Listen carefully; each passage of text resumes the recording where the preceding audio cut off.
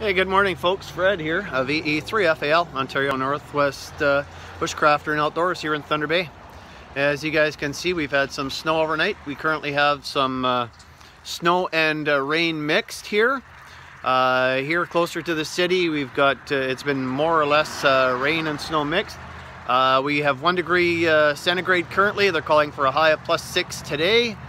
But as you go south of here and outside of the city limits, they've got anywhere from 10 to 15 centimeters of snow, which equates to anywhere between 4 to 6 inches of snow. So just wanted to give you an update here from Thunder Bay this morning and say hello to all of you folks out there. And as I say, you can see here that, you know, we've got a little bit of snow on the ground.